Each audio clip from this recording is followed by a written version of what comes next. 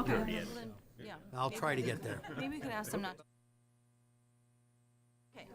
So it being 7:01, I'm going to bring to order this informational meeting of the planning board. Thank you all for coming. The purpose of this meeting is it's the first of what I expect will be several meetings to present and interact with the community around the MBTA community law. I don't want to duplicate a lot of the subsequent presentations, so I'm just going to do a thumbnail introduction of what the MBTA community law is attempting to do and how it impacts us, and basically why we're here. So the MBTA law applies to MBTA cities, communities, which are those communities that have an MBTA station or are adjacent to a community with an MBTA station. So because we are adjacent to Lowell and Billerica, we are automatically an MBTA community. And the state has identified that there's a significant lack of housing, specifically housing in the middle, which is not the single family and not the extremely dense housing, but the housing that is affordable and for the middle income kind of people, senior citizens maybe, more rental units, small families, young families. And so the state has identified there's a crisis of housing in the state, and particularly in the urban areas surrounding Boston and the adjacent communities. So they're trying to entice or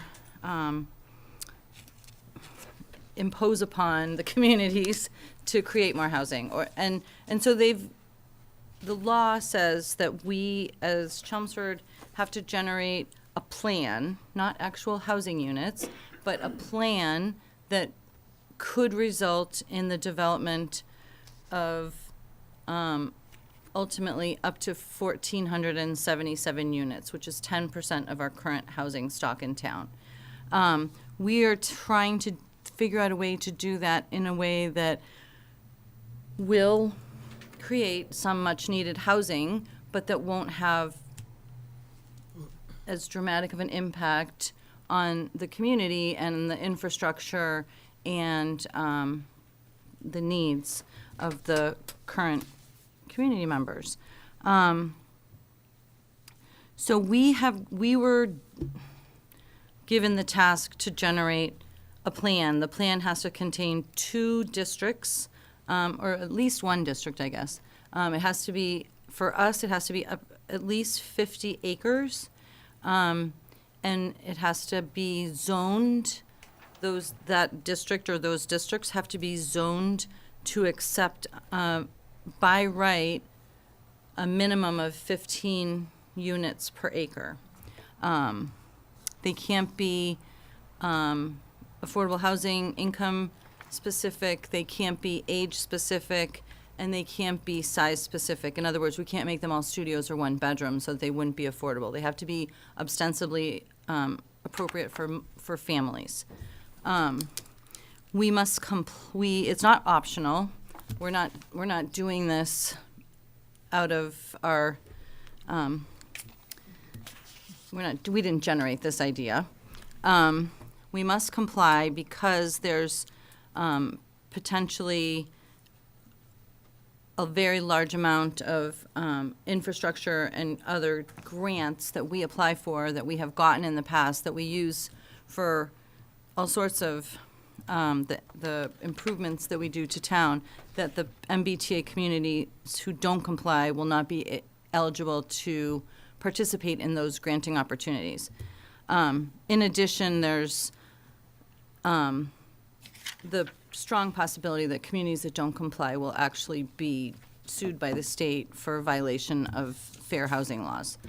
There's already a state in Central Mass, a town in Central Mass that's being sued for this because they didn't submit the last round of plan that was very, very vague and general that we submitted, 3 or 4 months ago. So we have a whole timeline of deadlines that we have to meet in order to come up with a plan by the end of '24.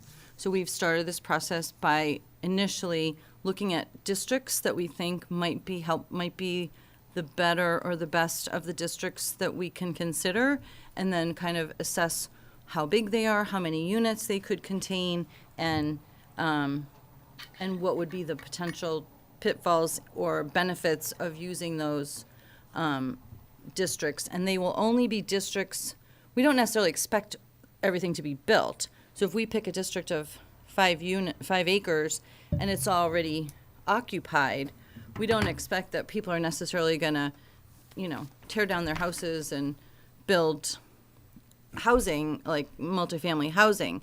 But these are hopefully areas that we can identify that would be potential sites that we can include in our plan. And so our objective, or at least my objective, is to try and minimize the adverse impact of such a plan with the knowledge that we have to generate a plan. And with that, I will introduce our lovely representatives from NEMCOG, Mike, and I already forgot your name, who I just met. Kelly, sorry. And they're helping us. They received a grant from the state to help communities in the NEMCOG area, which is the Lowell, Greater Lowell area plus Pepperell, the surrounding towns.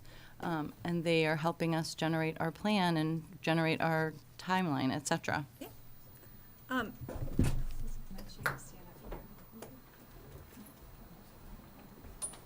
everyone hear me if I stand here? Okay, I feel like, so we have met with the planning board many times, but this is the first time that we're actually meeting with more of the community members than who simply show up at planning board meetings. So part of this presentation is to really go through step by step what the law requires and what that means for Chelmsford. So my name is Kelly Leinema. I'm Deputy Director at NEMCOG, and Mike Ashola is our Senior Land Use and Housing Planner, and we are working with Chelmsford on this project. I'm just going to give a quick overview. So tonight we're going to talk about who's working on this project and what tonight's meeting is about. We'll provide an overview of MBTA Communities Law, and then we'll talk about what that means for Chelmsford and why compliance matters, just a little bit more on that. Mike has been at many planning board meetings thus far, and we've worked with the board to come up with some scenarios that we'll be providing an overview of tonight. We were potentially having breakout sessions, but I think what we'll do instead is invite people to come up and ask questions, and together with the planning board and us, we can receive your comments, and we can also maybe answer any technical questions that you might have about this project and this process. And then at the end, we'll reconvene and we'll talk about next steps and answer other questions. So tonight, you can go to the next slide here. The objectives for this meeting, we want you to come away understanding certain things. You don't have to necessarily agree with it. You don't have to agree with how we're approaching it, but we do want you to understand some of the basics. So we want you to understand the basics of MBTA Communities Law and how those guidelines apply to Chelmsford. There's a lot of misinformation that gets put around about this, and we just want to put out the facts so that people know the basics of what the planning board is wrestling with, what we're wrestling with as consultants, and what the community is being asked to wrestle with. We hope you understand why compliance is important. We'll hope you understand some of the scenarios that are being considered and the overall timeline and approval process. But we also want to understand, and I know the planning board wants to understand from you as well, are there scenarios that you prefer or that you don't prefer? Are there any changes to some of the scenarios that we're presenting tonight that would improve it to you or make it more acceptable to you? Are there other ideas? Are there other locations that aren't being presented tonight that you think should be considered by the planning board? And also, if there's a list of questions that need to be answered in order for you to feel comfortable with this process, we want to collect those tonight. We might not be able to answer them all in the moment, but these are questions that we feel like you deserve to have answered as part of this process. So that's one of the things that we're really hoping to get away from this meeting, and we'll be continuing to work with the planning board and the community development department to address some of these things. So Northern Middlesex Council of Governments. Mike and I are here from Northern Middlesex Council of Governments. We are a regional planning agency. We are state funded, but we are also funded through assessments from our communities. We work with Lowell and the surrounding 8 suburban areas. So We do everything from housing production plans and transportation plans. We help work on transportation infrastructure. We provide assistance to the LRTA, and we look at those routes. And then we also provide sustainability and environmental planning services. We're basically like a consultant that towns can ask to provide assistance for on different types of projects. And that's part of what we've been asked to do here with this project is, and I think we can get into that with the timeline. Our role, both with Chelmsford and with our other communities, we're working with 7 of the 9 NIMCOG communities on various aspects of compliance. So we're working as a planning assistant. We're basically kind of an extension of your planning department to help communities understand what compliance means and what a zoning district would look like if it's compliant. We're also working as technicians. So we're doing the GIS and the compliance modeling, which is the technical side of things. We're sort of an interpreter, so as state guidelines and those sorts of things are unveiled, we're reviewing them to make sure that we're sharing what that actually means for our communities. And we're an educator, so we have, way back in 2021 when this law was passed, we started meeting with our communities to try to explain what the law means. This is really small here, but I think the overall point of this slide is to really just say we have been working. This is not our first time in Chelmsford. We worked back in late 2022. We presented to the planning board twice. We worked with Chelmsford on your action plan, which was one of the first things that every community had to do in order to be in compliance. And we've been working with the planning board on this project since, I would say, this summer. So Chelmsford reached out in January and asked for assistance in that, and our project working with the planning board really kicked off in June. In the next couple of months, we'll be continuing to work with the community and the planning board. We'll be doing meetings with the select board, the financial committee, as we help refine a preferred scenario and help bring that to town meeting. So the deadline for compliance is December 31 of 2024, and that is the date by when town meeting has to approve. If the town is to stay compliant, that is the date by when town meeting must approve the zoning. If it doesn't approve the zoning by that date, then the town is not in compliance.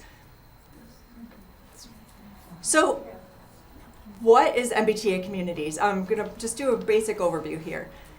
This is the legal language, and we can go back to this at any point if you have specific questions, but the key points that Deirdre already really mentioned is it has to be a district of reasonable size where multifamily housing is permitted by right. By multifamily housing, they're talking about 3 or more units on a parcel. We can't have age restrictions, and it has to be suitable for families with children. There's a minimum gross density of 15 dwelling units per acre, and we have to follow the guidelines that have been distributed by or had been promulgated by EOHLC to make sure that we're in compliance. And that's how this community and all the other communities that are working on this are being measured. The reason for this law is because Massachusetts is in a housing crisis. I don't know if this is something you feel here. I know it's something that municipalities feel because of staff shortages. I know that I personally have given job offers to potential planners and other employees who've had to reject it because they can't afford to live within a commuting distance of my office. Back in 1980, Massachusetts had the median house price in the nation. And now, fast forward 40 plus years from that, we now have among the highest, and depending on what polls you look at or what data you look at, we're in the top 3 to 5 of the top highest housing prices in the nation, both for home prices and for rents. These costs have increased financial pressures for people wanting to live in our community. They've increased pressures so that adult children have a hard time moving back to the communities where they grew up. They've increased pressures so that as people get older, they have a hard time finding smaller places to downsize within their community because there's just that kind of housing is missing. So this is really an economic disadvantage. This is part of the reason why Baker in 2021 signed this act into law, is because it actually is having housing crisis was having economic impacts on the state overall. We were seeing a lot of businesses deciding not to relocate to Massachusetts. We're seeing students who are graduating from our universities move away because the housing prices are simply too high. And we are not, Chelmsford is not the only community that is required to follow this law. There are 177 communities. I think this is an important slide because this shows that it's a lot of communities in the state that are going through this process at the same time. And this is all pretty new, and we're all trying to figure it out together. And so we're looking to our other communities to see how they're working on it, and I know they're looking to us to see how we're working on it. And everybody's kind of in a state of like, what does it mean? What does compliance mean? How do we go forward? So that's why we're working with the community to try to understand what that means. For Chelmsford, in that whole like list of the law, there's 4 key things that are important to Chelmsford. So on the next slide, community categories. So Chelmsford does not have MBTA service in and of itself. You are adjacent to Lowell and you're adjacent to Billerica that are served by the commuter rail for MBTA. And that puts you in the category of being an adjacent community. So that means that unlike communities that have direct service, you have a lower percentage of your total housing units that are required as part of your capacity number. I'll talk about capacity in just a second. In the next, this actually should say reasonable size criteria. So 50 acres in the law, at least 50 acres has to be zoned to allow multifamily housing by right. I think it's important to think about acres. I don't know about you, but for me, an acre doesn't really mean anything. I don't think of things in terms of an acre. An acre is about 0.3% of Chelmsford's total land area. Now, if part of those 50 acres are in a neighborhood right next to your home, it probably feels a little bit different than if those 50 acres are somewhere across town. But it is not, one of the misconceptions that people have been saying is that it requires communities to change their zoning wholesale. It's requiring you to think about having one district of 50 acres or 0.3% of your total land area where multifamily housing is allowed by right. Capacity is a core concept in this. So Chelmsford has 14,700 and change housing units. Because you're an adjacent community, 10%, you have to have a zoning district that allows for a capacity of 10% of those units, or 1,477 units. That does not mean that you're measured as far as what is produced. You don't have to produce any units. You have to have zoning that would enable that by right. So a good way to think about this is if you look at something, if you look at a residential area and there's a duplex on a parcel, that means that the existing use, it has 2 units. We're not looking to add 4 units on top of that. If the zoning were gonna allow 4 units by right, we're not looking to add 4 units on top of that. Capacity is measured based on what could be put there if there was nothing there right now. So again, like if we're looking at some of these scenarios and there's already a building there, that doesn't mean that that building has to get demolished or converted to housing. It really is only gonna happen when a property owner sells that building. And so it'll allow for phased growth over time. It'll help us project what that growth is gonna look like and what kind of services we need to think about planning for with the town. It really is a planning tool to help us understand change over the next 15 to 20 years. Reasonable size, again, I talked about that a little bit earlier. It kind of creates this math equation. If your district was only 50 acres, but you have to house a capacity of 1,477 units, you might start to see something that is getting more toward this area on the right here, which is like a smaller multiplex or a medium-sized multiplex. What we have heard from the planning board thus far is thinking more about the requirement of 15 dwelling units per acre, which is a little bit more on the left side here, which is thinking about like fourplexes or that kind of density, is more appropriate for Chelmsford. And so that's why the districts that we're looking at add up to about 100 acres. These are just some examples. I think sometimes it's helpful to show people what we mean when we're talking about this kind of density. So this kind of density is not a tower. This kind of density is a little bit more like what we're looking at in like a multiplex building, which is that third column there. It could be an area that's where you allow a series of triple deckers. It could be something a little bit more like that. We're not talking about towers.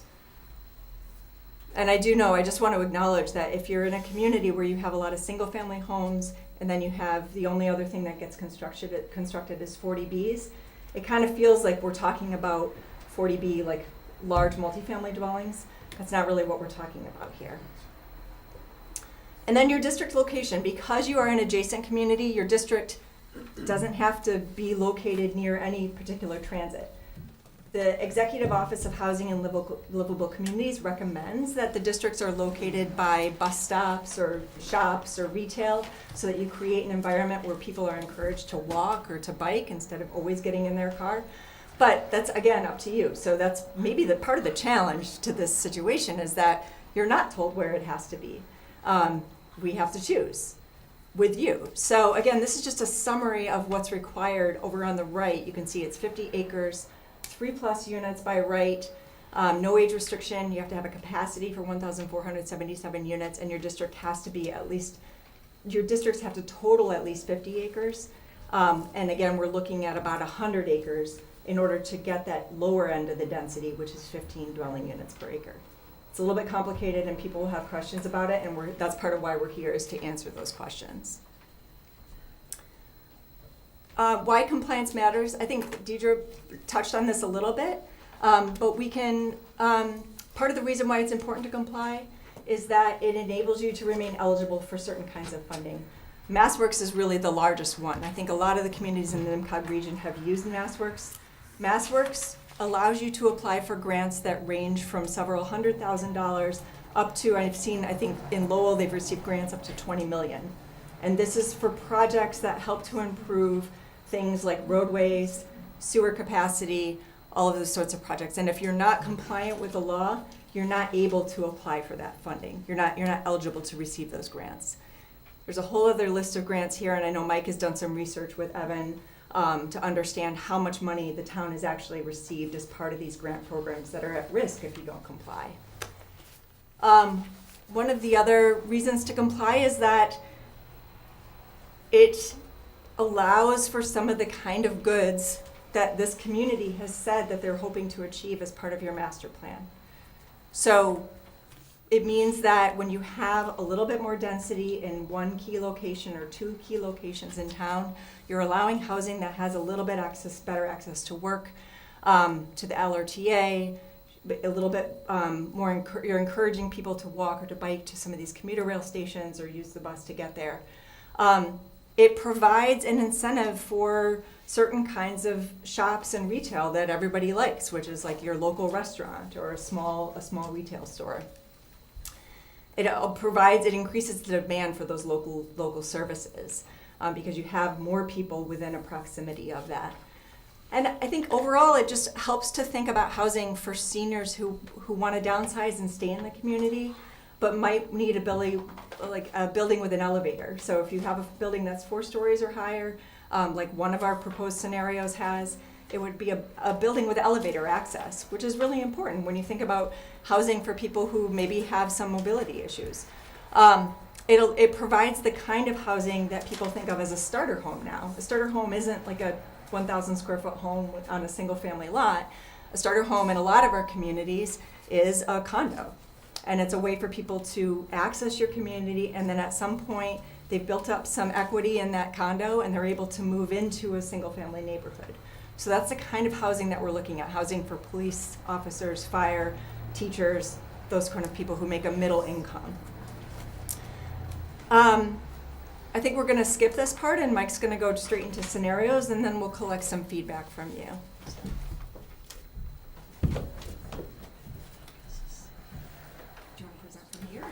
No, I'll go up.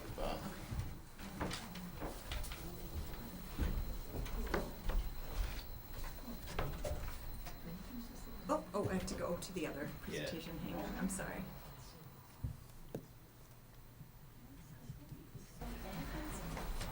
Presentation too big for PowerPoint. Hi, Mike, could you stand over there under the mic? Yeah, big. All right, so you're probably wondering kind of how we come up with or determine compliant models. We've been working with the planning board and Evan pretty much the entire process since 2001 on this project. We used the action plan, the MBTA action plan, which was submitted this winter and accepted, which gives us till 12/31/24 to gain compliance. And what we do is we take the areas that we've discussed with the planning board and Evan and the action plan, and use GIS to extract certain information from parcels, parcel size, if they have any wetlands or unbuildable areas on them. And then we take that information and put it into a compliance model workbook from EOHLC. And then we put in factors like building height, open space, building height, open space, parking requirements, and it gives us a printout of how many units could be built with the capacity on each at a parcel level, and then the entire district, and it kind of packages the information up so we can process it. Next slide. I'm sorry, what is EOALMHC? It's the Executive Office of Civilians. Housing and Livable Communities. It used to be DHC. CD. Yeah, so, yeah, we're all getting used to it. Executive Office of, Housing and Livable Communities. okay. Yeah. So I'm gonna go through 3 different scenarios with you that have been in front of the planning board before. The first scenario, we're looking at sub-districts at the Radisson, the Alpine, on Alpine Road, the UMass Lowell West area, and then the Davis properties on River Neck Road. The first sub-district it's 2 parcels containing a restaurant and then 2 5-story hotels. One of the hotels right now is vacant, so it's a potential opportunity to redevelop a vacant parcel before the structure deteriorates. It's located within the CD zoning districts, and it's close to town center, a lot of retail shopping amenities, parks, and also the bike trail. It's potential workforce and consumer base right at the center of town, and a potential of to create like a complete walkable 15-minute neighborhood. LRTA service is located on the site, and there's easy access to 495, as it actually abuts the rear of the property abuts the 495 right of way. So in this scenario, we modeled the requirements at a 3-story height restriction, so that there are 2 stories that are that could potentially have a zoning issue and maybe have to go to the zoning board if they were trying to change the use on those top 2 floors. Also, the lot coverage is about 20% right now, so it's close to what the minimums would be. So there'd probably be minimal additional structures that would be built, just the redevelopment of the existing buildings that are there. As you can see, this is kind of an aerial of the area with the 2 hotel buildings, and then the Chinese restaurant is on the side there. The second sub-district, and that's at a density of about 15 units per acre. Almost all the districts are going to be modeled, that you'll be seeing are modeled at 15:1 except for one, and I'll get back to that later. So sub-district B is the UMass West area. That the large parcel is the former site of the campus, and then there are 2 additional sites that are 2 additional parcels that contain they're kind of village cluster, single-family style homes that are in a condominium association. Judging from the build-out and the fact that it's in a homeowners association, you're probably not going to see any redevelopment at any time soon. There may be potential to add a unit or 2 here or there within those 2 sites. again, you can see it's pretty built out, and the only areas that are vacant have wetland delineation on the GIS model. The sub-district C is it's 4 parcels. They have 2 industrial office uses on the 2 larger parcels. This would be on the south or west. The area it's close to I-495 and the Route 3 junction, and has access to. It's about a little over a mile from the town center. The opportunities, there are 2 buildings I believe that are not at capacity for commercial use. There are potential passive recreation amenities with a lot of open space adjoining the parcels. And also there's one of the parcels is vacant, so there's a lot of woodland on that. Let's see. Challenge that redeveloping the 2 existing buildings might be a challenge to convert to housing. There's no public transportation service in the area. The parcels are zoned industrial, so it could lead to potential conflict if developed separately. And it is in a wellhead protection zone. You're looking probably short-term redevelopment of the vacant parcel, and then a mid to long-term on the industrial commercial use parcels. Let's see. So scenario 2 is the only scenario that is just one district. It's 50 acres. It is actually modeled a little bit above the 15 units per acre because of the wetlands. If you go to the next. The gross density is about 16 acres, so including the wetlands. This is 4 parcels with 2 industrial and warehouse distribution uses, including the large UPS facility, which has a large parking lot as well. There are significant wetlands on 2 of the parcels that are included here. It has LRTA bus services. It's close to the North Bellerica commuter rail station and has easy access to Route 3. The challenge is the wetlands in sensitive areas could impact or limit development, and the UPS, the use of the employer is one of the major employers in the region and has over 2,000 employees. Potential development would probably be short to mid-term development of the upland on the vacant parcels, and probably a long-term redevelopment of the UPS facility. Scenario 3 actually is similar to scenario 1. It uses 2 of the parcels, or 2 of the sub-districts. The Radisson and Alpine Road is modeled differently in this. In this scenario, it's modeled with a 5-story height limit, and it would yield about 374 units. It has all the same opportunities and challenges that I had mentioned before, with the exception of there wouldn't be a zoning issue because all 5 stories would be permitted.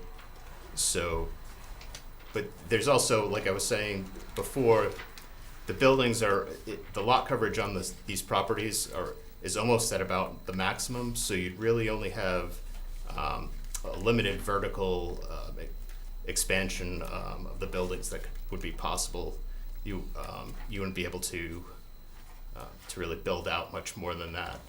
I think it's a large area of the Radisson building that's at like 2 stories now, so in theory, that could be built up to 5 stories, but you're not going to see, unless the 2 buildings were demolished, you probably wouldn't see much new construction or new expansion on that property. Excuse me, Mike, you're saying, so the 2 existing buildings that are there now are at 5 stories right now? Yeah. Okay. Yep. There's portion of the Radisson building that's not at 5 stories. Kind of on both ends that could theoretically be, expanded vertically. I will say that the engineering requirements to add stories on an existing building are pretty hefty. Right. So somebody choosing to redevelop the property that is there right now and keep it there would probably, the cost to add height to those areas that are not at 5 stories would be prohibitive. Sorry, Mike, thanks. Yeah, and then again, the UMass Lowell West area, pretty much the same. We did have to increase the density slightly up to from 15 units per acre to 16 units per acre, just so we could to meet capacity with using just those 2 sub-districts.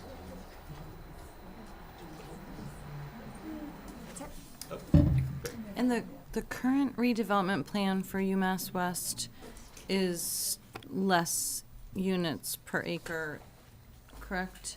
From what I saw, Evan had sent me the approved plan, and I meant to look that up. it was a little bit less. I think it was somewhere between 10 and 13, Yeah, I was thinking, 12.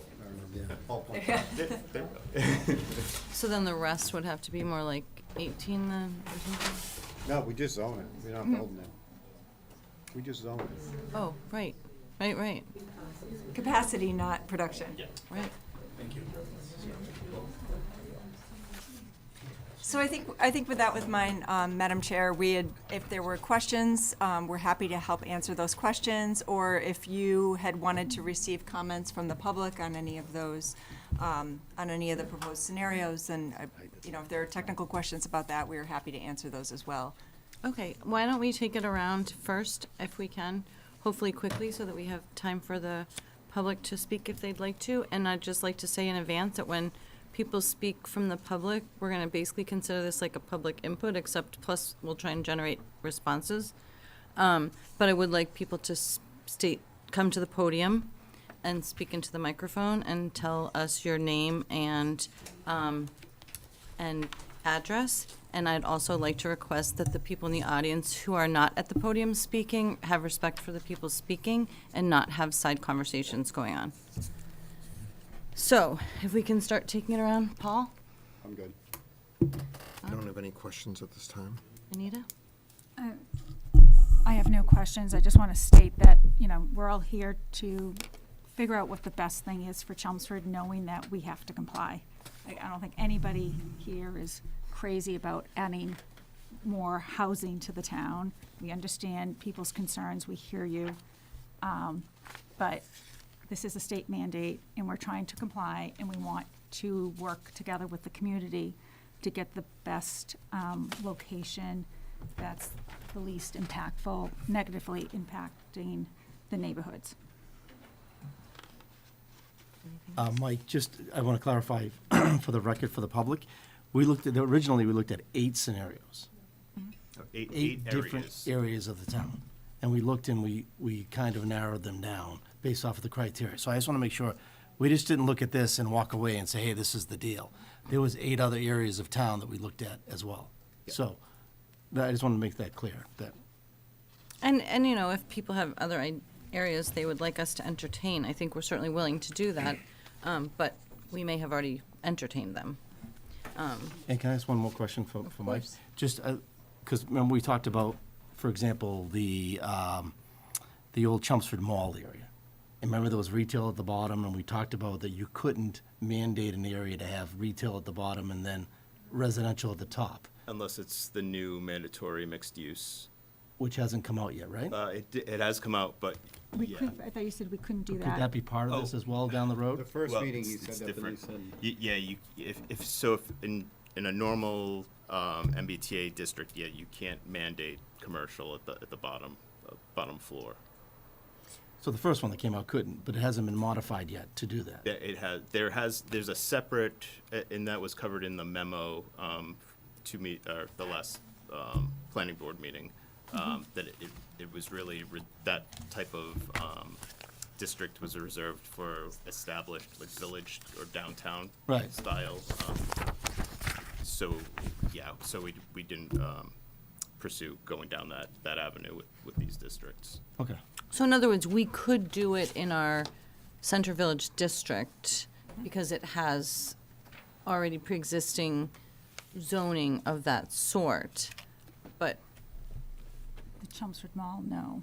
we didn't think that the Center Village district was gonna generate enough units or enough There's- capacity at 15 per acre to make it, Which one was the village center? The center of Chelmsford. Oh, that was, which scenario originally? Yeah. I don't think we had a scenario. I think we discounted it pretty quickly Yeah, because pretty it quickly. would, We didn't want we didn't want these larger additional- buildings in in the center of town. center of town. Some people ran. Right, one area that we thought would be good was the Chelmsford Mall, which was, Chelmsford Mall was oh, interesting. because it's already in a valley, so it's not even all that high, right? Because it's kind of going down, and adding housing on top of it, we would still, we wanted to do that because you still kept the commercial on the bottom, and having housing on top was an interesting concept. concept. Avenue, and it's close to Route 3, a bike path, and no neighborhood behind it. But that wouldn't per meet se. the zoning requirements But, of but, this. yeah, we were told that we wouldn't be able to get it passed because it doesn't meet that village We could requirement. lose the commercial is what. Right, because we don't want to lose our commercial, we don't want to lose our retail, we don't want to, we don't want to touch something that's already, that's working, but that could be an interesting concept and look. Yep.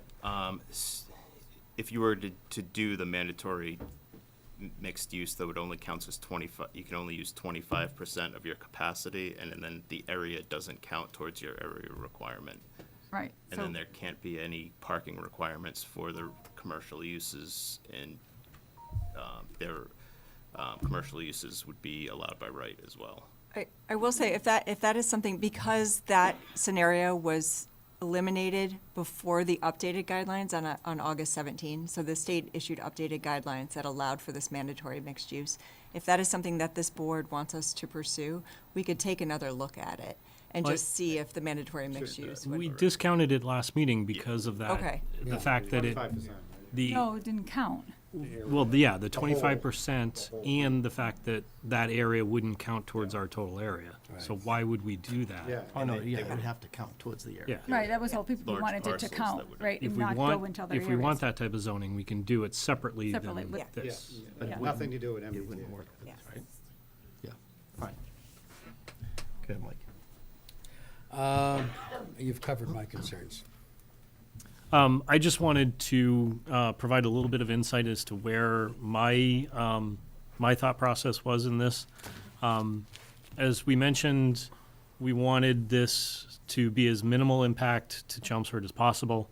We have to comply with this. We're looking for areas where it would be minimal impact, or it could potentially provide some benefits if there were potential redevelopments down the road. So that's where I'm weighing the options to provide as minimal negative impact as possible and see if there are areas where it might provide some benefits to the town. No questions or comments. Okay, so now I'm going to open it up to the public, and it looks like a line is forming. And so, yeah, if you could just go in order and express your thoughts, and we'll try and answer them as well as we can. Hi, I'm Helen Blasioli at 19 Augusta Way in the village at Meadowwood, which adjoins the UMass property. A couple of things you said that I'd like you to clarify. When you said the UMass property, and then you had Meadowwood and you had Windermere in there, are you saying that that can be part of, well, then that would take up, well, I don't know how Windermere would be because that's 40B, but Meadowwood is not. And adding 25 acres onto the 38 acres would help your whole thing really fast. But I can tell you, there isn't a house in Meadowwood that can be added anywhere unless you're going to put them hanging from the sky. I mean, there's no way. But if you add that, you've got we're 25 acres and a lot of wetlands there. We're talking about zoning for capacity, we're not talking about I actual- understand that. No, I understand that. So I'm asking if you're going to rezone us, which I think is a phenomenal and great idea, and I don't have an objection to it. Maybe some people in here do, but I don't, because it would add to the town's numbers. But you're not trying to, you're just trying to rezone it for us? What do you do with the 40Bs that are in Windermere? We're not 40Bs, they are. Affordability has nothing to do with it. So it's just zoning, It's just underlying zoning, not zoning. So creating the if there are units. already units on it, the likelihood of it being, like someone coming in and building more, like they would have to tear down what's already there and. It's kind of, Yeah. No, I understand that, but I'm asking if you zone and it's already there as 40B, how can that qualify to the state? Yeah, good point. This, And if Yeah. not, that's a good question. so we have asked the state that specifically, if we can have the zoning be on areas where there are existing 40Bs, and the answer is yes, and they can still be compliant. And I would say that if there is already development there, that it is a certain density, there is very little incentive for the Right. property owner to tear something down and start all over again. So that would be another site where you would probably see hardly any development, if at all. but my question to you as a board, if you need 50 acres and you've got 38 at UMass and you've got 25 in Meadowwood, you're done. Can I address that? Yeah. The reason why we're not targeting 50 and we're targeting 100 acres is to Oh. keep the density Yeah. as Small. low as Missing we middle. possibly can. Thank They you. call I that the missed that. missing I knew middle it, but I house. missed it. Yeah, I mean, otherwise you would be talking a targeted. whole lot more than 15 an acre. Yeah. Okay, You'd be talking about 30 if you Yeah, had, be if talking you had 30. 50, yeah. okay. So that's why we're looking beyond the 50 at the 100 acres to keep that density as low as And is there possible. something you need from Windermere or Meadowwood to get you guys to put it through? Do you need, No, talk to your friends on town Yeah. meeting. Letters of support, that's what I'm asking you. 'Cause- You know yeah. we did it before, we can do it again. Yeah. Yeah. because this will need to be voted on at town meeting, Yes. so letters Right. of support, town meeting rep support Okay. would be helpful. And you. I believe this is a When a two-thirds. final plan is Yes. ready. Yeah, right. I wouldn't do it yet. I would wait till a final plan comes out within the next year Well, and a some half. people might move or die, so I want to get their signatures down. But I think what everyone's got to think about, this will be a town meeting when? Whenever. April No, of next spring. year. So we're going to try to bring it to April next year, have something packaged after all of our meetings, and then town meeting makes the final decision. Either we go for it or we don't. No, I If we know don't, that. we I lose know the that. grants. I understand that. Yeah. But I'm saying if you need something in writing from us, then we should start doing it now. Like I said, Yeah. people die in our neighborhood. Brian Latina, I'm a Chelmsford Town Meeting rep. Just for perspective, Mike and Kelly, can you tell us where you live? Yes, I live in Medford. Medford and Newmarket, New Hampshire. Market, New Hampshire. To the board, I was kind of shocked that deadline for town meeting must approve the rezoning by a date certain.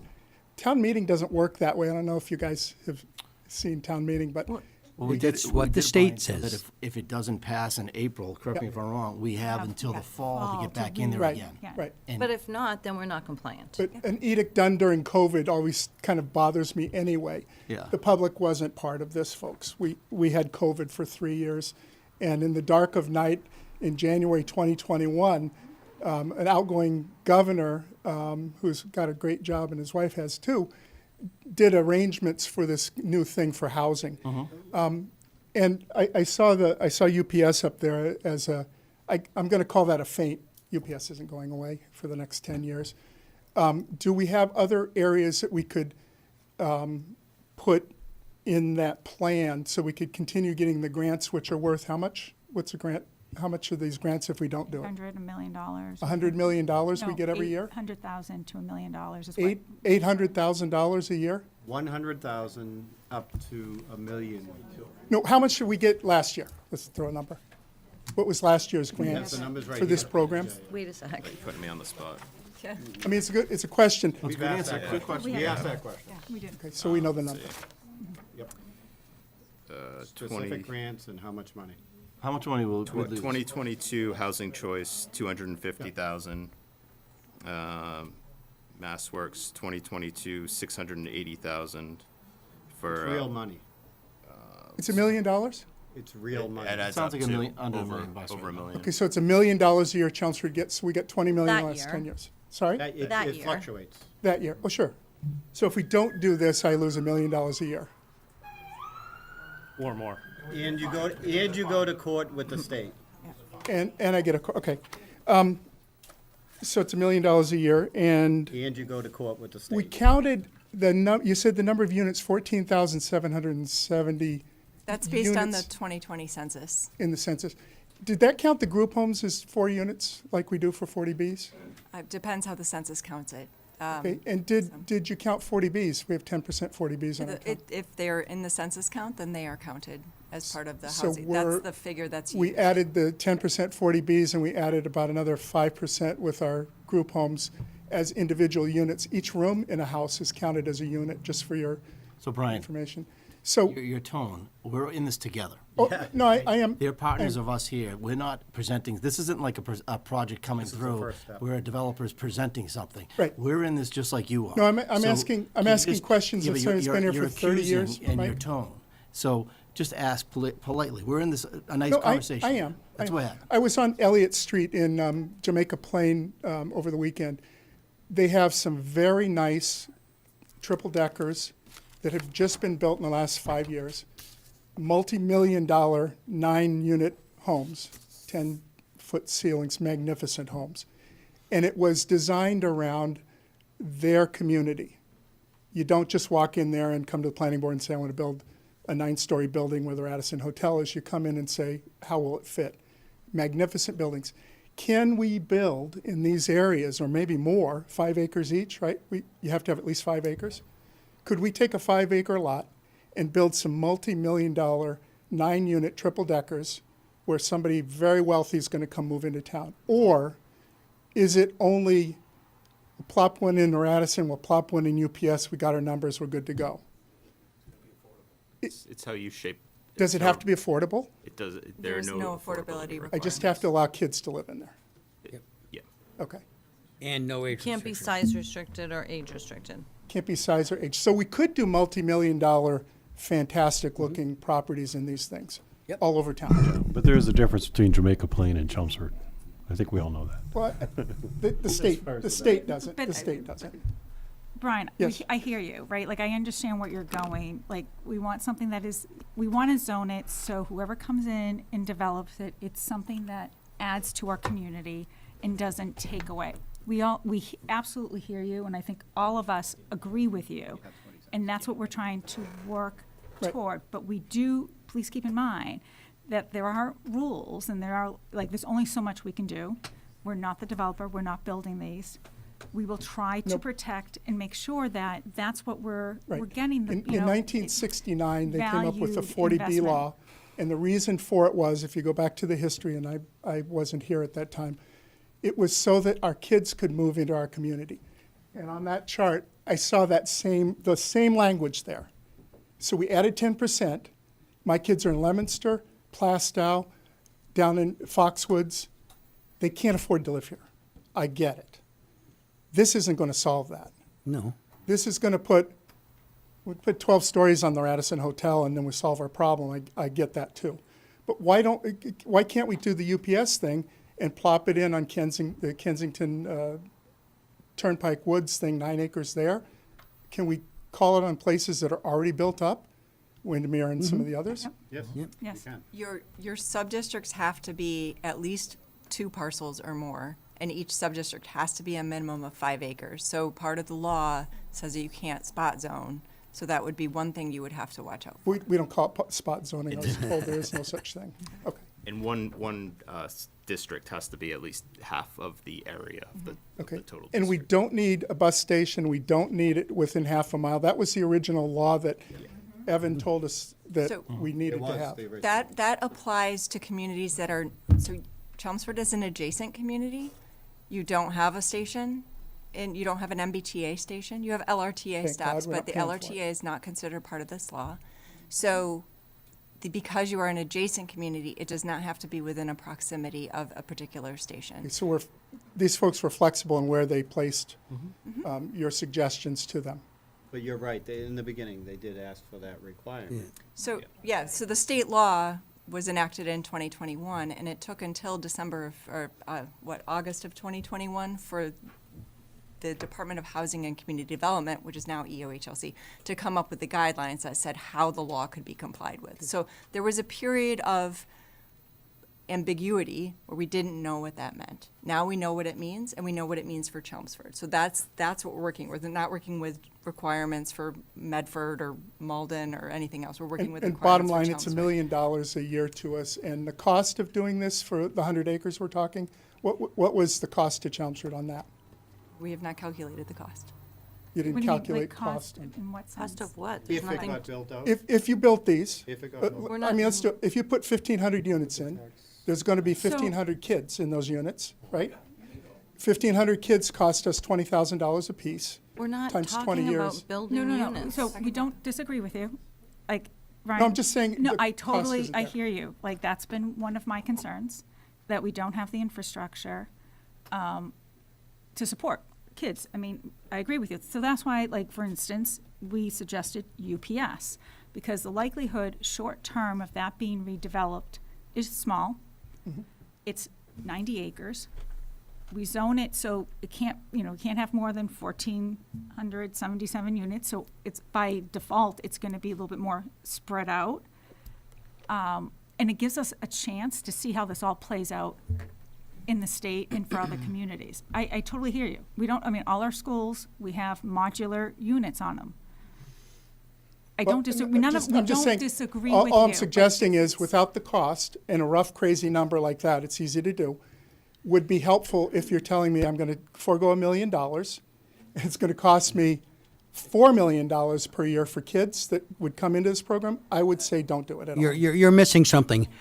The state is going to take us to court. They have already got one Have a down blast. in Grafton's court. already in And they will, I would guess that they would probably win. Yes. And then they would start to dictate to you what you're going to do, rather than giving you any really good choice at all. I'm not That's afraid. I'm not afraid of the state. I have 3 state reps. Yeah. Thank you. Roland Savoy, I'm here representing a resident at Windermere, my father-in-law. He couldn't attend, so I want to just make a few statements on his behalf. And one of them, Brian's covered probably four of the items that I wanted to discuss. I want to say, Mike and everyone here, thank you for being here. Thank you for being here. It's a lot of work, and I appreciate you taking the time. As far as Mike's comment with regards to where the Chelmsford Mall is, right? Eminent domain, that's what I think this really is, right? So, no, it's not. No one is taking any land. The only time something would get redeveloped is if a property owner chooses to do it. No one's taking any So land. you couldn't take the land from the mall and redevelop it? No, like, we're not redeveloping, we're just zoning. We're not developers. We're talking about zoning. No, in the thought of the Chelmsford Mall, where I thought of, there's other towns that are around that you see the retail at the bottom, and then you see 2 or 3 stories above. Avalon. That's residential. So then And you say, you okay, create and a it was a village. little- A little village look. And Gotcha. so Agreed. So initially, that's when I said, that would be perfect. But through eminent domain, right? But not eminent domain, you're using a term that is, scares a lot of people of highways Well, it and scares stuff. me too. I mean, That's We're not not what talking that's about not what it that. is. I'm scared for my father-in-law. We're I not understand that. doing So eminent that's why 93-year-old Navy we're vet trying wants to deal stay in with- his house, We're you know? trying to just deal with the facts, Yeah. and the eminent domain is not a fact here. Yeah. It's So not a let's fact. not use Not that term. relevant. It's not relevant. But that's what we're trying to do. And then initially, it says it wasn't allowed, and now we're looking back at that idea, it could be allowed. But it only would come into play is if 5-10 years from now, someone decides, say if Stop and Shop goes out of business. This is all hypothetical here. Understood. And a developer comes in and says, you know what, I'm going to put retail at the lower floor, what's there already, but I'm going to put residential 2 floors above. And that would combine, and that would kind of solve a portion of this. Agreed. So this zone would allow that to, down the road, a developer to do that. Right now, they cannot do that. So is that right, explain that? And Chris? I just wanted to add a little bit that the only thing we're doing here is changing the zoning. So something that is a residential zone or a commercial zone or industrial zone would either be changed to the underlying zone or an overlay.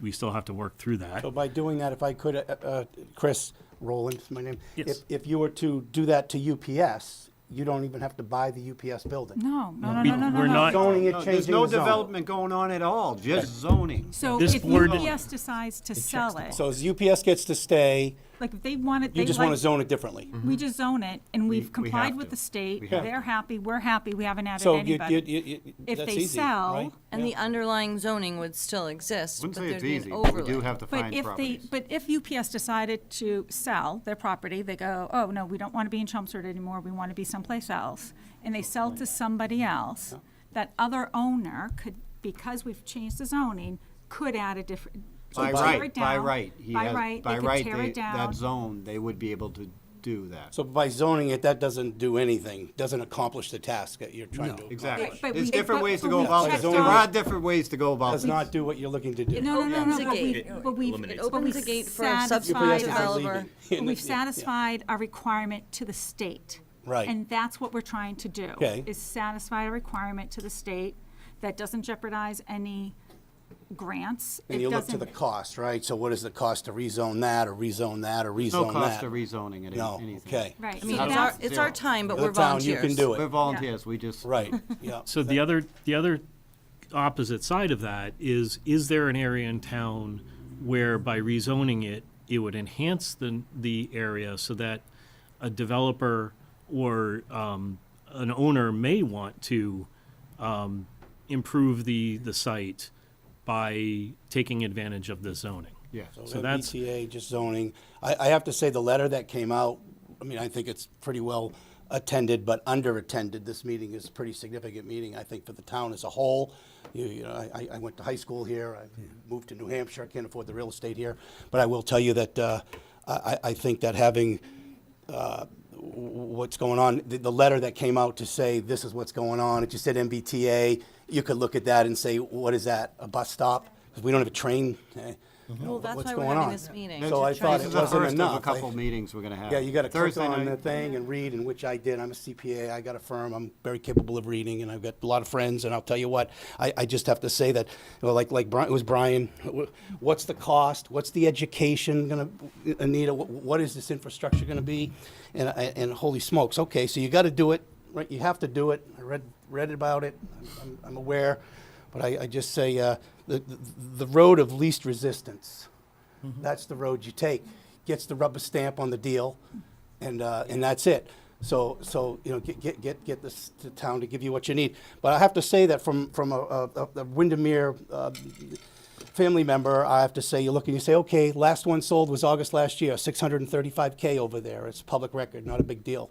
So you look and you say, okay, well, now we're going to rezone. And my understanding of the MBTA was that it is affordable housing. I mean, I mean, No, that's what I got out of that. I mean, No, go to Lexington. It I'll won't be go back affordable again and say there. it's affordable. You know, well, affordable for Lexington is different than affordable Right, for right. Pepperell. So give me a break, right? So, No I think the affordability idea required. does is- anyone At here all. live in North Chelmsford? Anybody? Okay. All right. And what's that have anything Well, to I do just with wonder why this. When you talked about the Chelmsford Mall, I said, why can't we just rezone the Chelmsford Mall? Well, we were We looking. can just as I said, in we a looked at different zone, you not know, for this, we but looked at maybe down the the road. entire town. Yeah. And we were trying to give, on what we know. Right. Of different areas. And I'm in the construction industry, and I see these developments be built. Sure. And perfect, and I'm down those areas shopping, and when you walk in, and there's nothing above these buildings. And, you know, I was looking at it, could we solve something quickly by Yeah, exactly. zoning that? Throw some space on So it, that if a developer does want to come down the road, it's still an option that's at the table, Yeah. but we still have to further development that. So that was just initial, one of our first meetings, we threw Right. it out there. But it's just, we looked at all different options. So, like, does anyone? So there's no models, there's no drawings, there's no architectural rendition of what. nobody. We do we have can't- control on design. Yeah. Correct? So this is a question that I think Brian was getting at, but then he walked away. Yeah. Is he's looking at another town in their design Well, come on, you requirements? can't. Yeah, $1 million properties. that's We a can have different deal. design requirements also. Yeah. That'll be part of. And our- that will be future steps that we have That's a good to. question. Once we And select so you're the- trying to get them in, let's say we go over to the UMass Lowell, I'm a UMass grad, okay? And I'd say you just look, and you go, okay, well, 340 sounds like a good number, right? It's not a good number, it's a low number. And so if that's what's gonna happen, then what happens to the value of my pop's house, right? And that's the concern that I have, it's just the valuations, what happens. Because if I don't know what you're gonna put on it, well then, that makes no sense how can you vote on it? No, but there's, in the bylaws right now, we have multiple overlays that are there for incentives. Yeah. Different areas of town. Right, right. And I'm gonna tell you right now, there's a lot of developers that have not taken advantage of those overlays. Yeah. And this is the same type of a thing. This would be an overlay on a certain area to meet the requirement for the state. Exactly. It is, we're not looking for it to be developed. We don't have a project in front of us. We You're don't not have an looking idea. for it, right, No, we exactly. are not Everything's looking for changed, that. exactly. We're just trying to, Yeah. we're trying to meet the requirement for the state. Right. Otherwise, we're gonna try to fight that 100-pound gorilla, and it ain't You gonna can't win. work. No, there's no way. And it's, And that's the this thing with UPS, you want to go rezone it, I'm sure that their legal war chest is a lot bigger than the town of Chelmsford. I'm not sure they Yeah, care if we yeah. rezone it. They could They're care already about in They're gonna keep existing working use. there, they're not Doesn't rezoned, impact they're not them. redeveloped. doesn't impact them. They're, they're gonna stay there until they stay there. And that, I like that rubber stamp, get her done, that's it. Yeah. Yep. Yep. that's the It'll give us, idea. it'll But give that us an doesn't- option if they do leave. But I'm gonna I'll look back again, I'm likely wrong, I'm way outnumbered here, but to me, No. I just remember seeing affordable housing, and that to me was my concern, to have that issue. Agree. Yeah. I think their thought is if the number of housing in the whole state goes up by 10%, that the prices will come down, because part of what's driving the prices up is the lack of housing, Interest never mind rates, affordable. Problem, right, building costs, you can't do anything, housing started down 11% since last month, 11% off since last month. Yeah, So, and yeah, the whole country's in trouble. I just look at it and said, economically, it's not the best time to be building. But you're not building your zoning. I'm good with zoning. Just, don't build on it. What's the time frame? Is there an end time frame for when this has to be built out? Nope. No, No, there's to be nothing built to do out, with no building. building. No- It's no only building. zoning. No Only zoning, zoning. but the zoning comes before everything else. Yeah. Yeah, we zone, then we build. Right, but there's no timeline there's nothing requirement that this has to be built out. Yeah. So. Ever. We aren't even going to present this till the end of next year. Right, 2024, right? And then we zone that UMass property is If definitely, it meets the requirements, right? it definitely then- throws then- some units out there, but it's just, Yeah. yeah, 1,000 units, that's a lot of units. I wish you all the best of luck with this project. I'll We're stay gonna need tuned, it. I promise, and Thank you. I'm sure we'll see you again. Thank you. Thanks. Thank you Thank for you. all you do, okay? Really, appreciate it. Nancy. Hi, guys. Nancy Arroway, Littleton Road. I'm sorry, but I don't know what all the 8 properties were that were considered in this. And therefore, I'm going to put forward a suggestion that an area be included in your evaluations. And that area would be the lower side of Littleton Road, which is already predominantly built out with multifamily housing. There's a lot of condos, there's a lot of apartments down there. There's about 169 acres in total that is within that area of currently high-density housing. And some of these properties are currently built out at 18, 19, 20 units per acre, which makes them pretty unlikely to be rebuilt. So there's currently 1,044 units in that area. At 15 an acre, you have the possibility of 2,500, but there's also considerable wetlands that would reduce those numbers. So I just think it's an area that has tremendous possibilities for an overlay. There are a couple properties down there that would benefit the town by being rebuilt that currently have high-density housing on them. Nancy, can I ask you a question? Are you talking about heading out 110 before Hunt Road? 110 toward Westford. And So so from Hunt down or after maybe before Hunt, after the residential area of your after area? after and the down? residential area. By the bank. It's That by was the one of bank. Yes. Yeah, by the bank. Nancy, It that starts. was considered. We did look at that one area, we didn't look at past Hunt Road, though. We looked at the. Oh, you should look the whole way comments down. on the right. You should look the whole way down there, because there's definitely possibilities down there that would benefit from redevelopment, and there's a lot of properties in there that are definitely not likely to be redeveloped. But, having an overlay of 15 units by right could count for a lot of your required units without having any change made. So would you prefer that over, say, UMass? I think you already have UMass. We've That's what already I'm saying. rezoned it. That's what I'm saying. But you need more than UMass is the point. Okay. UMass is not going to give you enough acreage or enough units by itself. So you have to add something else on top of that. And I would recommend looking at this area. What was the reasoning why we didn't? That was scenario 7. Currently has 1,044, and there's 169 acres down there. That and the Radisson job's done. So, there's going to be wetlands that knock out some of that acreage. But you could certainly get an awful lot of units How many on the 169. Yeah. There's definite possibilities. Yeah. And that would include, The the trail- 159 would include the trailer park, is that correct? So Because then, we had thought that we We don't want to touch that. didn't want to touch that. because that will be rebuilt, and you're gonna knock And we'll out. kick everybody out of that park. But it's just zoning. But all you're doing The here is likelihood zoning, of and you're that- opening up a Likelihood of possibility redevelopment if they want That to, property if and when they is want to high, redevelop. high, Yeah. high. That is right? very high. That will be sold, and That's a someone will- risky move in my mind. Yep. That's all I'm going to say. Right. And I think that was our thinking, wasn't it? That was exactly our I mean, I thinking. guess we could do the other side of the street, We but then I did, think we there wasn't enough tossed a units lot and of this enough. around. You We could. could do all the way down. acres. Yeah. We could look at it. I mean, we can certainly look at it and look Look at back at it again, but we did look at it. Thank you. Yeah, I That's think just that My the, suggestion. Is there any other areas in town that you know, I mean, you've been on this board for a long time. Yeah. That you would suggest, I would suggest looking very seriously at that whole area. right? Is there any other area besides that you think of?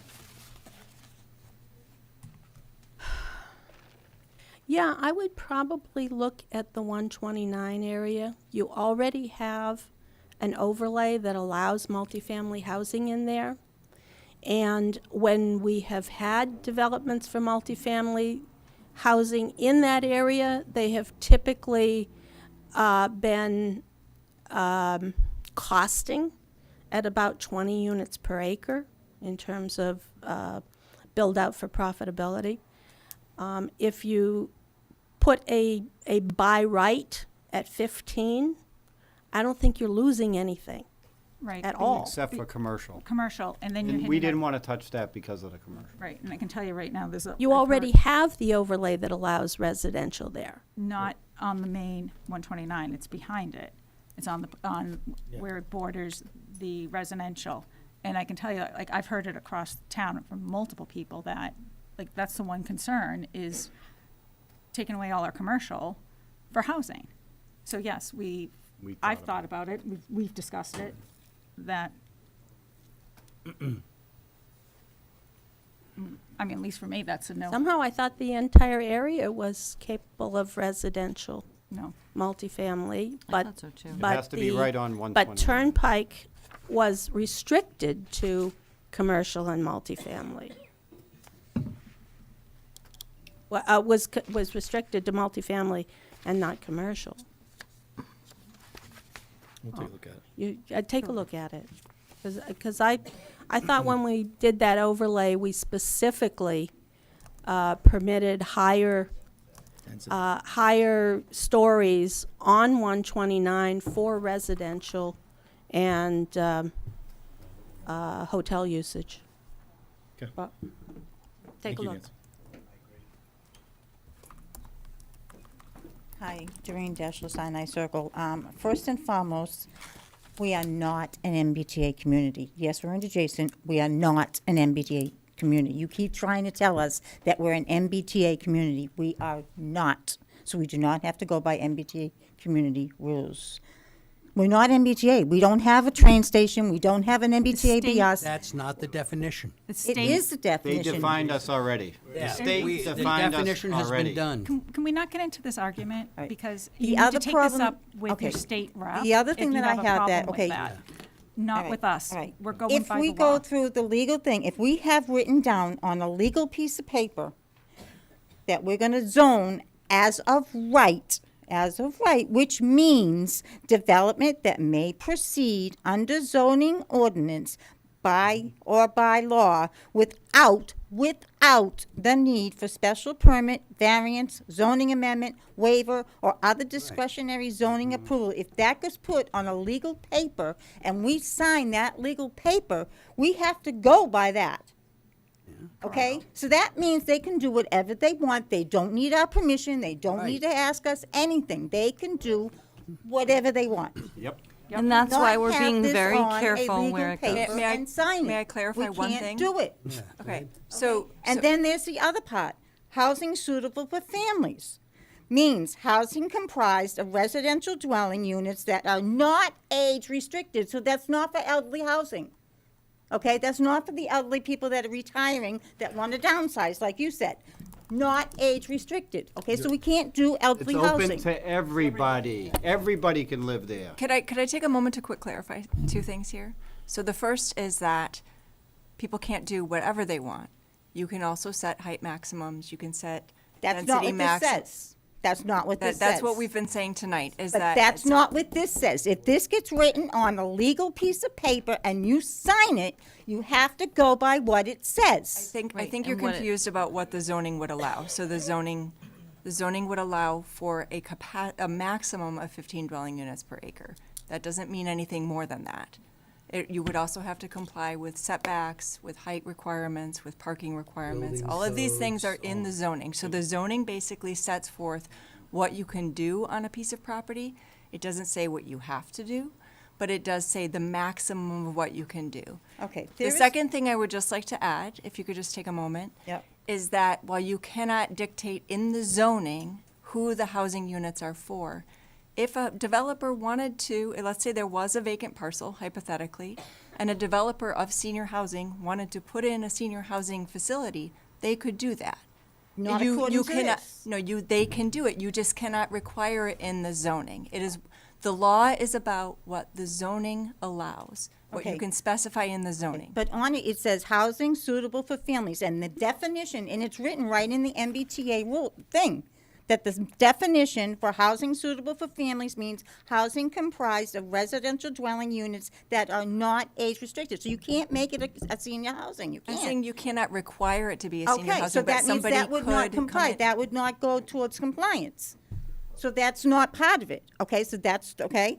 And it also says, and for which there are no zoning restrictions on the number of bedrooms, the size of bedrooms, or the number of occupants. If you put that, again, on a legal paper, and you sign that, you are compelled not to putting follow that that to in the our law. zoning. This is what I'm trying to say. These things cannot be put on a legal paper that we, as a town, or as a board, or as a town manager, or as a select board, or as a town meeting reps, or whatever, sign this. We're signing over our I'm not talking about you, we're signing over our lives to the state. Do you really want the Commonwealth of Massachusetts to be in charge of our town? I don't. I want to be in charge of our zoning. I want you guys to listen to people when they come up here and ask for special permits, and you guys figure, because you do great. You do great figuring things out, saying, oh, well, that might not be a good fit. Oh, okay, it is a good fit. I prefer that to the state coming in and saying, okay, we're going to take eminent domain, we're going to get rid of that and that, we're going to put that in there. And don't tell me that can't happen, because it's happened in Barica, okay? Why do you think the Barica Mall is being torn apart? It's because they took it over. They said, Demoulas, out, you're out of there. Tore it down, bang, we're putting up multifamily housing. The property Do you owner. think the town in Barica wanted that? Do you think that the That's residents? the property owner, not the state. But I'm do you sorry. think the I'm sorry. residents wanted You're that? off on a tangent here. The residents didn't want that. They thought, just like all these people here are thinking right now, because you guys are making them think that they had a say as to what was going to be put in their town. They thought they had a say. Just like you telling these people that you guys are going to have a say. So you don't have a According say to right this, now? you are not going to have say. Everyone, you'll have a say. And it'll be voted on in town meeting. Correct. And another thing. Preliminary. All right, another thing, you guys were talking about the town of Holden, how they are being sued. Yes, they are. Let me tell you what their town manager had to say.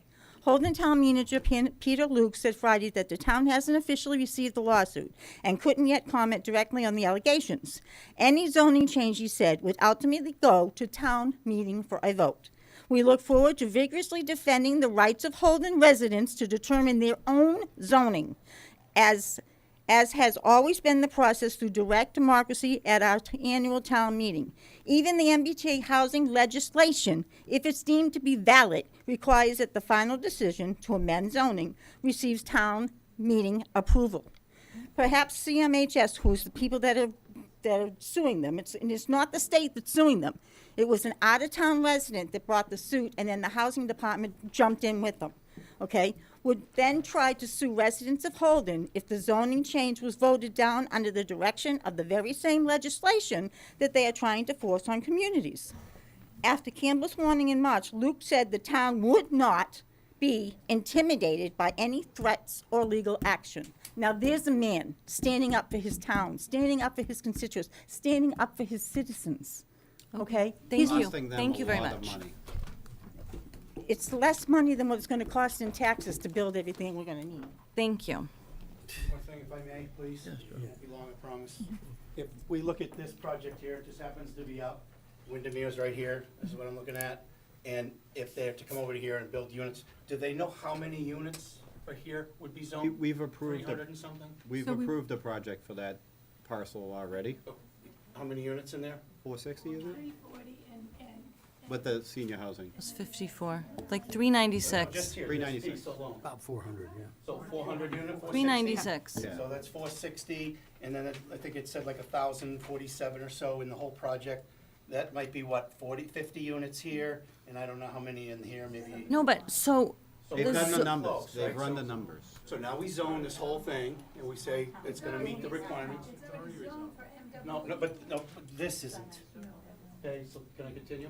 All right, so if this isn't zoned yet, and it becomes zoned, it might have been Paul who said, hey, if one of these gets sold, then we consider then, do we throw up a 4-unit at that time, right? That might The be. condo association? In the condo Correct. association?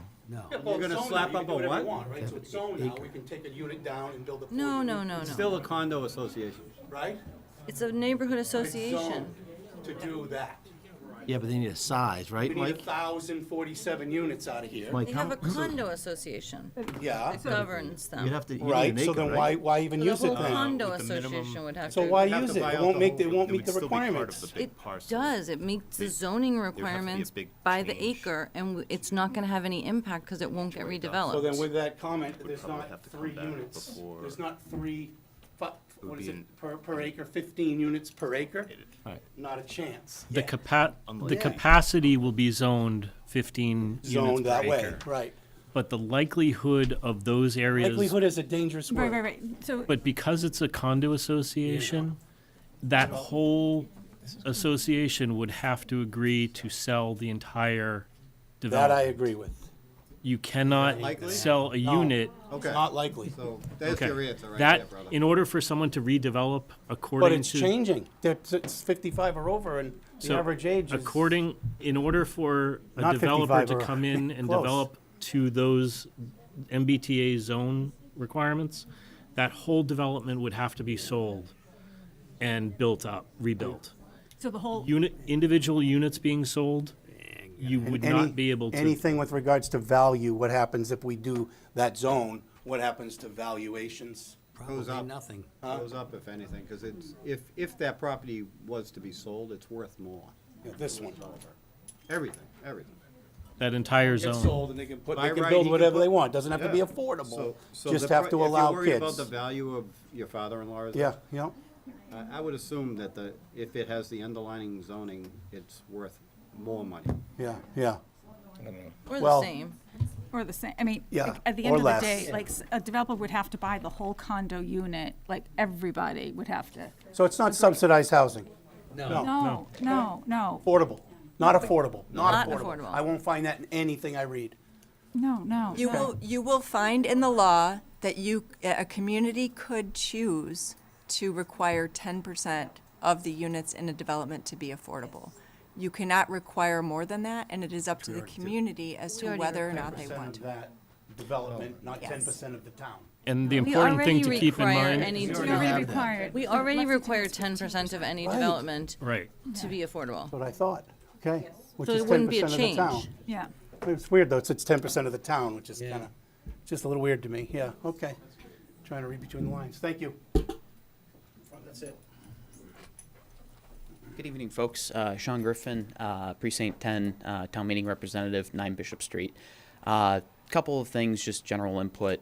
I did kind of want to agree with what previous speaker had mentioned for along 110 Acton Road, potentially looking at that area, just considering the existing developments and the necessity to comply to these new laws. I do want to just add in there for the 129 corridor.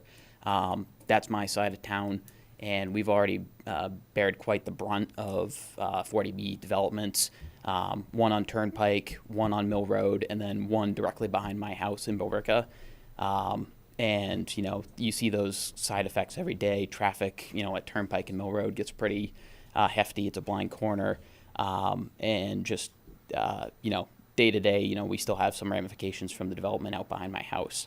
So in picking these, you know, areas, just please be very cognizant of the areas around where you're planning to put these, you know, zones. And just as another question, I guess, because we could put extra restrictions on these as development proposals come up or in the zoning themselves. What exactly does the town have recourse against? I know we mentioned height restrictions and that sort of thing. Is there kind of more general restrictions that we can apply to those? So you can require site plan review. So as part of plan review, you can't deny a project based on site plan review, but as part of site plan review, you can say, here are the ways that circulation has to account for, this development has to include circulation. You could look at building elevations. You can have design guidelines. So there's certain things you can put into place that would allow some kind of review or feedback on a proposal. But allowing by right means allowing without a special permit. So you can still do review, but you cannot restrict the use. All right. And that's also why the next step is also going to be important. So once the areas are chosen, the next step will be to write the bylaw to include what we can and can't allow within the law boundaries. Understood. All right. Well, thank you very much, and I appreciate your time. Thank you. Thank you.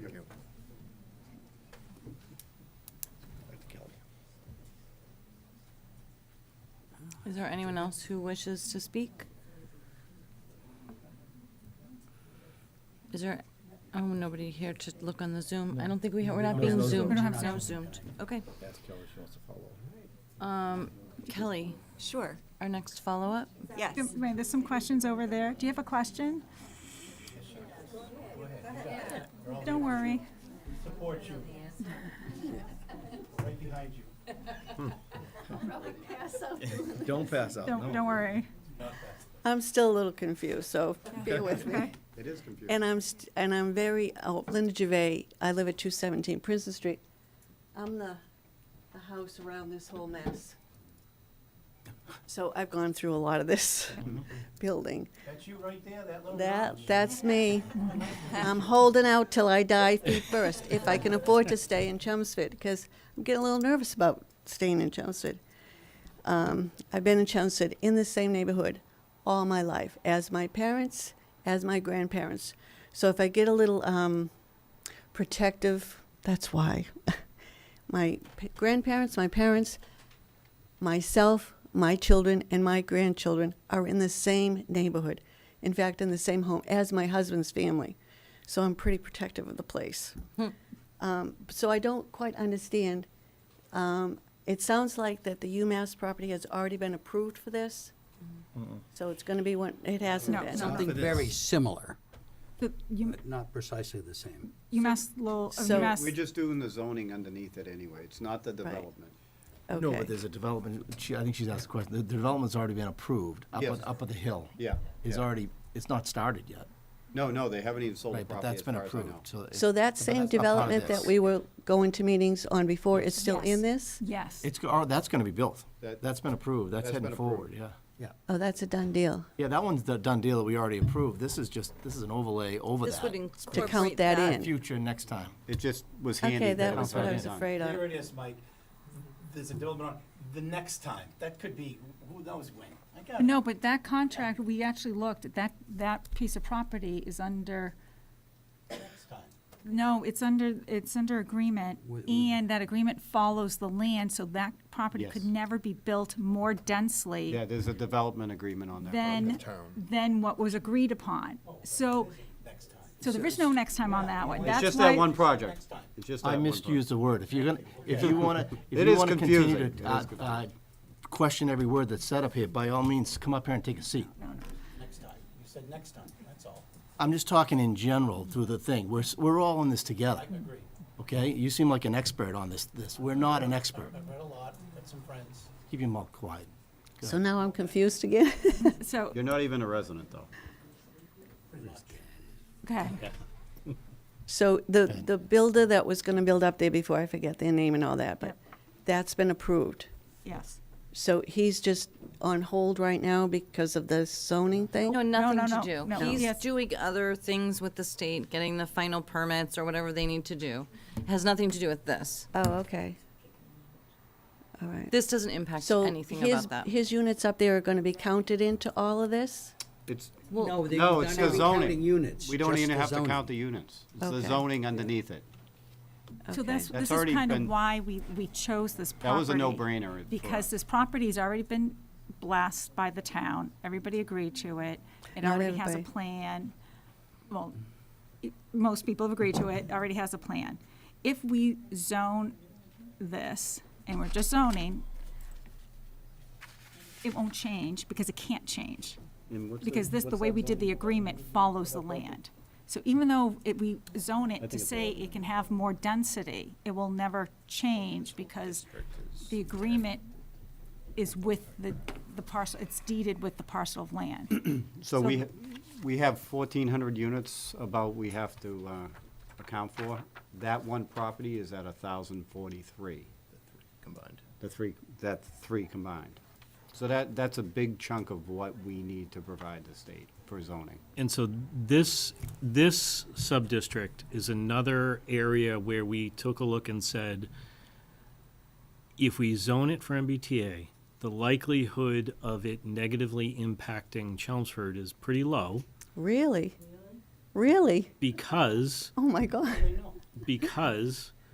the condo associations are unlikely to sell, They're stable. and the UMass property is already under an agreement that has to be maintained for future development. So even if we zone this way, it's unlikely, just like the UPS site, it allows us to meet the state requirements, but it's unlikely to be developed in an MBTA zone way in the future. There's always a possibility, like UPS, there's always a possibility that they'll sell, but it's unlikely. Is that, But I mean, that's a done deal, so it's no use standing here talking, but I just for my own pleasure, I don't know how the town thought that passing that for that builder, putting 400 units up there, was not going to affect the neighbors that have been living there forever and ever. Of We course had it's multiple gonna. meetings on this, and But that's a different, this, I know, that's a and different I shouldn't even argument, bring that and up because I- it's a done deal, but I just wanted to spew that out. Yeah, no, I don't know how totally that he- the town could think that that wasn't gonna hurt us people. The traffic, we're getting senior housing out of that development. 55 units, is it? No, but I understand her point. Like, it wasn't, I understand your point about that, but like, we've already right, done that's that. a done So deal. now we have to do this, and we don't, and again, our concern is building more units, and Right. destroying more neighborhoods and I- causing more issues. See, I thought So- that they backed out of that, that's why I brought that Oh, up. no, Because no. nothing had been done, and they were gung-ho to get that going. So a lot of us neighbors thought they must have backed out because they had said if it was going to cost them too much, that they weren't going to do it. So when it was taking so long, we thought they backed That's out. even better for you then, because this will be zoned, but it has to go with that agreement. Well, they couldn't put any more up there anyway if they tried, my gosh. It I goes just with hope- that agreement. I just hope that Yes. they keep with what. And we voted on it at town meeting. Yes. With that whole thing. Yeah, so we're not not changing that, disagreeing. we're not We're saying changing the any same of thing. what It's the was underlying before. zoning, that's all it is. So it hasn't, they're still going through the process, but even if they did back out, the only thing that could be built on that was what was agreed upon already, not more density. You couldn't put more density up there if you No. tried, I don't think, my God. And I hope that I hope the town makes them stick to what they've promised, because I've been there and done that. And, you know, if every T and every dot isn't, because I was new to all this stuff around me. And a lot of stuff got by me because I'm not used to this. In fact, a lawyer had stood up and said, you guys are being picky. Every time we bring up something, you're up there. I said, well, I'm new to this. I learned a lot that you have to get all the T's crossed because they don't do everything that they're going to say, and they don't stick to it. So, sorry to vent. No, Sorry to vent. totally. Thank you. It's Thank you. just, Chumps is going crazy here.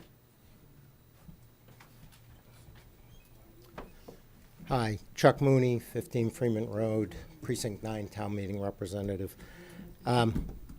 These are more comment request type things.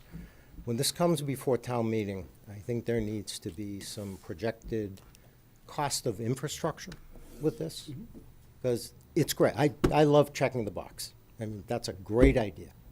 But somewhere, someday, someone in the State House is going to wake up and say, we have all these compliant communities and we built 10 new residences.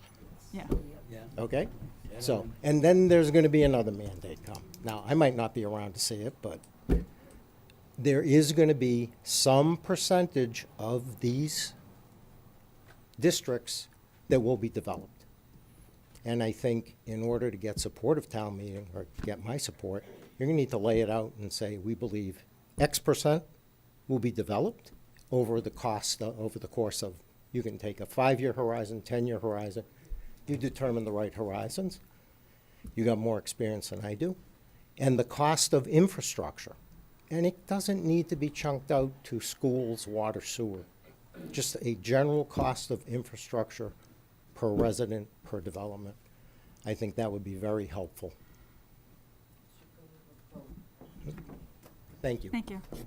I mean, I will say that it's hard to estimate the percentage of them that will be developed, and we're trying to do it in a way that's least impactful. So, like there's a couple vacant lots maybe here or there that could be developed in the short to medium term, and that's hopefully the most of it.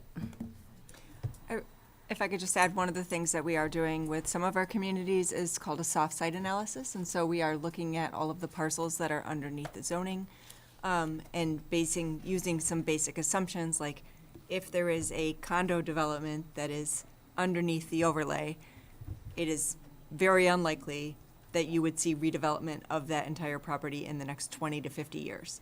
So we can say that the development that would be a part of that would be a zero. Whereas if there's a different type of site, like a vacant parcel or something else, we can sort of project out what would be the likelihood of development given certain assumptions over a period of time. And that allows the town to say, well, if we could anticipate 50 units in 5 years, that's something we can then plan for, and we can apply for MassWorks infrastructure grants, we can apply for community housing grants, we can apply for these things to help to offset the cost of any potential growth. That is part of why we do planning on this, is so that we can take a look and we can project and we can understand what the potential development is, and then make recommendations as far as grant programs, et cetera, that the town may want to consider applying for in order to offset those costs. And Kelly, just to clarify, those grants are ones that we likely would be not qualified for had we gone through this. Yes. Okay. And now, are you planning to do that kind of analysis for us? Is that part of what we're asking from you? And if not, can we? That is something we're kind of doing on the back of the envelope for every community, whether or not it is something that is the community's asked for or not, because it's something that we feel like we need to know as Perfect. planners. Yep. Thank you. Nancy Arroway again. Just to clarify for Mike and for anybody else that isn't familiar with it, the BAOD permits multifamily housing by special permit in the entire area. The special provision for the Route 129, Chelmsford, Billrica Road restrictions on multifamily housing is that they cannot exceed the underlying zone height. So there's a special provision that anything other than multifamily housing directly on 129 can go up to 6 stories, but it restricts multifamily housing to the underlying zoning. So you still want to throw that in as the MBTA zoning with that? I think you could. Being known? Yeah, Get rid I of think the you special certainly permit could. Criteria? But Well, you could the still thing have a is, height if requirement. you add a single line in the BAOD that allows multifamily up to 15 units by right, because you're already allowing any number by special permit, that's a very large area, and it could qualify for a whole lot of units. Just saying. But do you think they would have a low likelihood of being built? Deirdre, there are definitely properties within that zone that have exceeded their expected life. Mhm. You know, there's properties up there that truly need to be redeveloped. So you could very well see housing built up there. But the fact is, you could see housing built up there under the BAOD without the MBTA overlay. Based on demand. There's a couple properties up on Elizabeth that are in pretty poor condition. But And not by right, you would still have. you'd special- still have to go, today you'd have to go So you would special give that permit. up just to have that property as I part of think you this? could. I don't know if think I you would. could. I don't know if I would. I think we're covered with these other properties. That's why Yeah. we picked them. Yeah, I agree. You know what I mean? Yeah, But thank you. yeah. But we're gonna keep discussing Thursday night, another meeting. Yep. I think we did mention that we are working with 7 communities in the region on this, and there's a different approach that every single one of those 7 communities has taken. So there's one way where you could look at areas that the town actually wants to see redeveloped because they may have some certain blight or some impact, and seeing that housing could be put in would be a higher and better use than what the current use is, or certain like vacant office spaces or something that are very unlikely to be redone as, filled out as office. So that is one approach that some communities have taken and said, where in our previous planning, in our master plan or in our housing production plan, do we want to encourage more housing? And maybe those are the locations that we would like to choose. Some communities have said, we want to strike a balance. So we want to take certain properties where we know that there is very little likelihood of redevelopment because of what's already there. And then we also want to take another sub-district and we want to have that be our district where we do want to encourage some redevelopment. So you could strike a balance. That is definitely something we have seen other communities do. And that's just something that you may want to consider. Yeah, the only problem is Chelmsford over the last 10, 15 years has seen a lot of multifamilies go up and not single-family homes. We've seen a lot of tear down of single-family homes and multifamilies go up. And that has put a stress on our infrastructure, particularly the schools, but everything else with traffic and what have you. So having, as far as I'm concerned, looking at areas I want to redevelop and putting more housing in is not something that I'm comfortable with doing at this point until we address all our other zoning that encourages the tear down of single-family homes and putting in like a duplex. So we've gone through an incredible amount of growth in the last 10 years. And I think a lot of the residents of our town are concerned about that. So I think that's why this approach we're trying to do is When to you say growth, is it the demographics of the school? No, I'm that we're talking talking about, about, or actually growth? Because have we grown? Our population's gone up at least over the last census, over 10 or 11%. yeah, I mean, Really? yeah, compared to, yeah, Did I not mean, know. it's huge. That's why we dropped down from 4 reps to 3. So when you look at our growth versus, say, folks like, Bedford, like, or Billerica, Bedford, down, we grew significantly more than they did. Did we get younger? We must have. Must have. But what I'm saying is, there may be a little bit of a hesitation in this community about thinking about, that we need to change that office building. This would be a great opportunity to change it to residential. So, I mean, I may be misreading the town, but I think I have at least that's what people have said to me. And I also, to the woman who was from North Chelmsford, I grew up in East Chelmsford.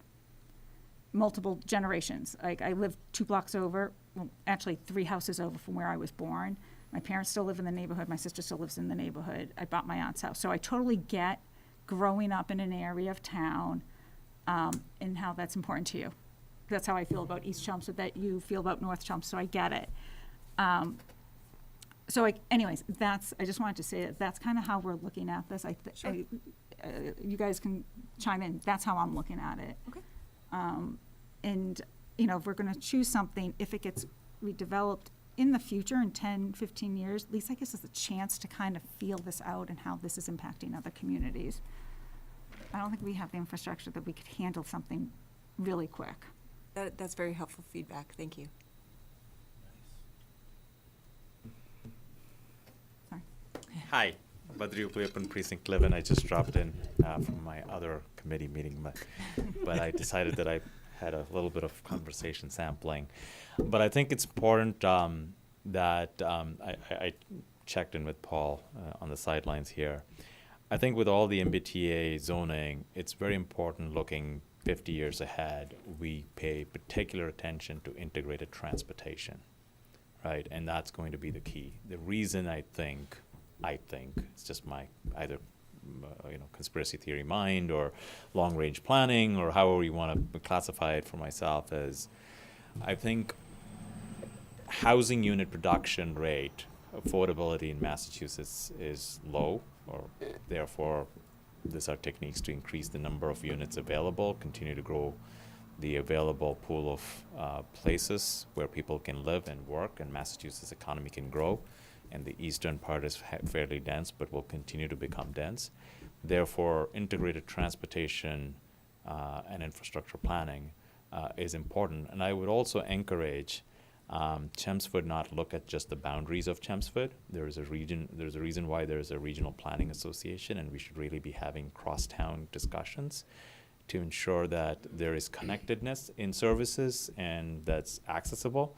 So don't discount that. And really that means probably engaging with Billerica when you're talking of the 129, Lowell with UMass Lowell West. I know Billerica may not think right now in terms of wanting to be collaborating to the same level based on how its other infrastructural policies are. But we have to get that going, I think, for a rational development, because there is more housing pressure that's going to come in. And if I were to guesstimate, the state's going to fund places that are going to try and do a advanced vision of integrated planning and housing stock production. So it's going to be important for that from that region. Maybe more housing goes west, where policies may become more available. It just means that we need to have more housing production in some ways in the region to be able to even pay our increasing tax burden rates, because otherwise, the cost is increasing the same number of tax pool basis. You're going to have to balance that out. But anyways, it's an integrated look. Transportation is going to be key. Service placements is going to be key. And it can't just be about housing. I think it's important to have that cross communication with other towns and bring them into a conference and say, hey, how are we going to plan this as a region so that it becomes more sustainable to bike, to walk to grocery stores or medical or in the future, because that's also part of my committee's work on sustainability is mobility as aspect, or try to help policies around that. That's all. Thank you. Thank you. Anyone else? All I'll right. take a motion. Make a motion to close this public meeting. All in favor? Aye. Aye. Unanimous. Thank you. Back to work. Officially adjourned? I think you did. Are we having so much fun? We want to stay here and have a